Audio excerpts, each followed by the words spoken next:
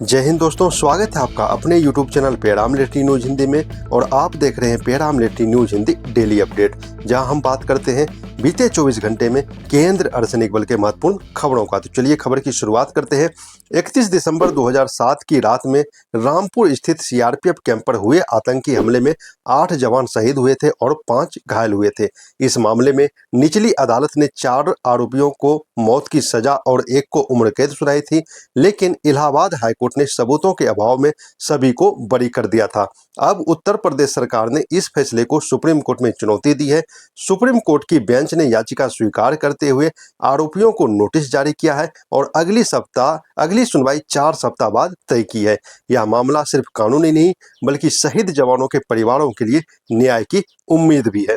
अब एक बड़ी खबर बीएसएफ की मणिपुर से। मणिपुर के इम्फाल वेस्ट जिले में बीएसएफ के काफिले का एक ट्रक अचानक आग की चपेट में आ गया। यह वाहन कांगला तोंगवी से उखरुल की ओर जा रहा था। ट्रक में किचन सामग्री और गैस सिलेंडर मौजूद थे।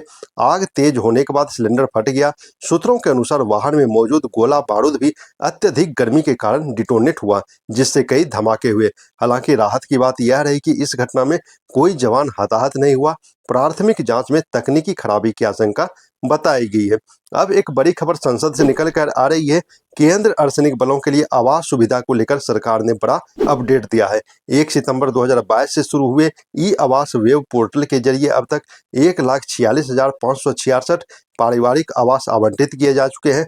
आंकड़ों के अनुसार सीआरपीएफ को 50,812, बीएसएफ को 48,854, आईटीबीपी को 18,324, एसएसबी को 13,899, सीआईएसएफ को 7,066 और असम राइफल्स को 7,611 आवास आवंटित हुए हैं। 2026-27 के बजट में 5,040 करोड़ रुपए का प्रावधान किया गया है।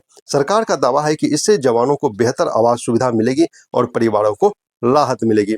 अब एक बड़ी खबर तेलंगाना हाईकोर्ट से आ रही है। तेलंगाना हाईकोर्ट की डिवीजन बेंच ने एक अहम निर्णय में कहा है कि रिव्यू कार्रवाई को अपील की तरह इस्तेमाल नहीं किया जा सकता। एक पूर्व सीआईएसएफ जवान जिन्हें पहले रिव्यू में पेंशन के साथ अनिवार्य सेवानिवृत्ति का लाभ मिला था, अब वह आदेश रद्द कर दिया गया है। अदालत ने मूल सेवा से हटाने के आदेश को बहाल करते हुए कहा कि अनुशासन अर्धसैनिक बलों की रीढ़ है और व्यक्तिगत परिस्थितियों सेवा नियमों से ऊपर नहीं हो सकती। यह फैसला पूरे केंद्र अर्धसैनिक बल के ढांचे के लिए एक महत्वपूर्ण संदेश माना जा रहा है। अब एक चौंकाने वाली खबर आ रही है श्रीनगर से। एसएसबी के जवान टिंकू कुमार, जो 1 महीने की छुट्टी के बाद रिपोर्ट करने जा रहे थे, श्रीनगर एयरपोर्ट पर उतरने के बाद से लापता बताए जा रहे हैं। वे 10 बटालियन बटमालू श्रीनगर से एसएसबी से जुड़े हुए हैं। पुलिस और सुरक्षा एजेंसियां उनकी तलाश में जुटी है। इस घटना से परिवार और साथी जवानों में चिंता का माहौल है।